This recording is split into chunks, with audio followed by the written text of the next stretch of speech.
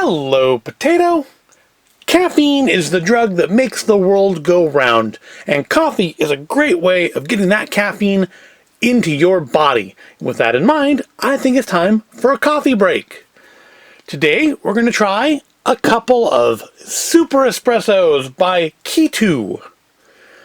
These have protein and MCT oil in them, zero sugar, 40 calories, and 5 grams of protein. And one thing I really like about them is that they actually have on them how much caffeine is in them. If you remember previously, I complained that drinks frequently don't, and this one does. This has, where'd it go? 180 milligrams of caffeine in each one of these, which is the equivalent of 3 shots of espresso. So it's kind of like drinking, if you drink both these in a day, which I probably won't end up doing because I'm opening them both, like drinking about 3 mochas without all of the extra calories. So these have a little story on them. Let's read it. It all started in our little brother's dorm room. Tired of unhealthy energy drinks, we removed the negatives and added the positives, because if we can change our energy, we can change our world. That's the Kitu Life. Jordan, Jake, and Jimmy. Join the family at KituLife.com.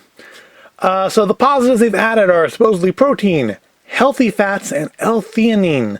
They took out the negatives with no lactose. So if no lactose is a negative, wouldn't that mean you added lactose? 0 grams of sugar, no gluten, no carrageenan. Is that a bad thing? I didn't know that was a bad thing.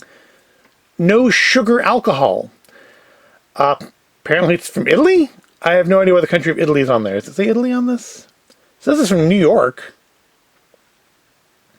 It has a California redemption value on it. I don't know why there's a picture of Italy on there. Is that something to do with keto? Apparently it's keto approved. Because it's Kitu, so it's keto. I have no idea what the Italy refers to.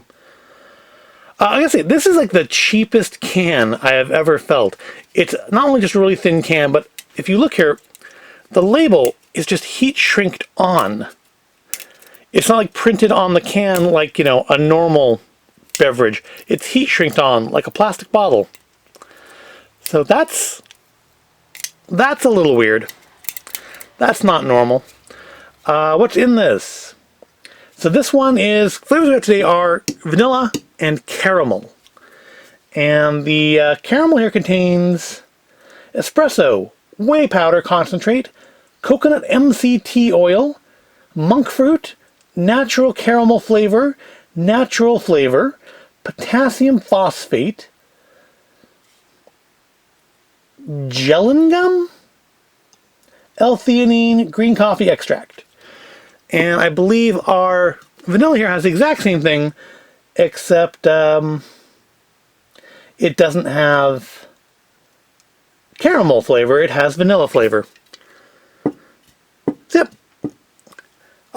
Probably don't want to drink both these right after the other like I normally would do with a coffee break, but I'll probably drink them both during the course of the day. Let's try them out. Let's see what they're like. So first we have to actually take a look at them, of course. Let's open them up. Open up our caramel first. These are, of course, chilled, as they should be, as tinned coffee always should be. I can't imagine eating tinned coffee. I can't imagine eating tinned coffee. I can't imagine drinking tinned coffee warm. That seems like that would be pretty nasty. So there's our caramel. Looks pretty much like coffee. Here's our vanilla. Looks pretty much the same.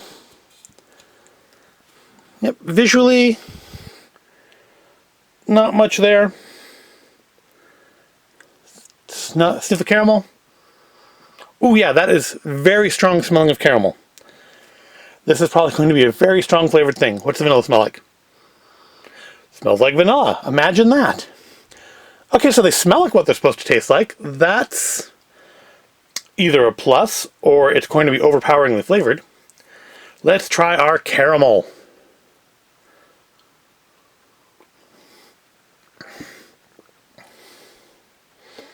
Ooh. Oh, there's a real sharpness on my tongue. Yeah, I think they put maybe a little too much monk fruit in there for the sweetness. I think that's what I'm feeling on my tongue. Because it's kind of like that feel when you have too much of an artificial sweetener. I think maybe a little heavy on the monk fruit. That, I mean, something that's really almost bitter on my tongue. Everything else, it tastes like a very caramel flavored coffee, but there's a real like sharp bitterness on my tongue, and it's not going away. It's not pleasant, but hey, I guess the price would be it's small and it's only 40 calories. I mean, by comparison, a can of ginger ale is like 140. Of course, a can of ginger ale is also considerably larger than 6 ounces. All right, well, let's see if the vanilla has that same sharpness to it.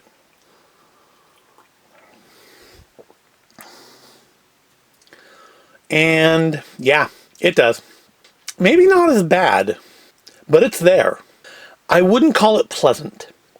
I don't know, maybe it's to do with the coconut MCT oil. I've never had that before to my knowledge, so I don't know if that has some sort of weird reaction on your tongue. But yeah, I wouldn't call these tasty. I don't think I would buy them again. I guess it would depend on what the caffeine feels like out of them. I mean, that's a fair amount of caffeine in there, so if I pace these out over the day, I should have enough to keep me going the entire day here. But yeah, they're generally unpleasant on the tongue. The vanilla and the caramel are very distinctly there. I wouldn't necessarily say overpowering, because I would say that bitterness and that feeling is still on my tongue. And it's been what, 30 seconds, a minute since I drank that? It's still there. It's starting to fade a little bit just now, finally starting to fade. But it's still there, kind of on the back of my tongue. Yeah, these aren't great. These aren't good. Don't think I would get these again. But there we have it.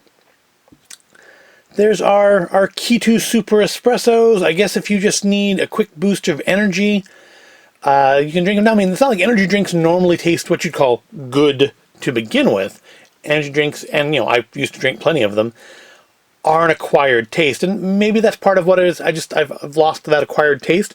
Although I don't think it's like any of the ingredients that used to be like in Monsters that I used to drink and Rock Stars and stuff. So I don't think there's a lot of ingredient overflow here. But I mean, if I was really dragging and I needed caffeine quick and one of these was available, I would drink it. Would I drink this just for pleasure as a beverage? No. That sharpness on the tongue is really unpleasant. Not so much that it's there, but that it stays on your tongue. And I'm thinking it's the monk fruit. I'm thinking it's too much monk fruit. I'm trying to think if I've ever put too much monk fruit sweetener in my coffee before, because I do use that stuff, and what that felt like. Because it kind of reminds me of what it's like when you put in too much artificial sweetener, like a Splenda or a Sweet and Low. It's that kind of a sharp bitterness, but it's like lingering on the tongue. And I'm wondering if that happened to the monk fruit. I don't think I've ever put enough monk fruit into a thing that it's ruined the taste of it like this. Yep, don't recommend. But hey, they are things you can drink to get caffeine into you, and if that's the goal, and that's an admirable goal, they're there. So I hope you found this at all interesting. If you did, please give the video a like and make sure you subscribe to the channel. Thank you for watching, and I will see you in the next video.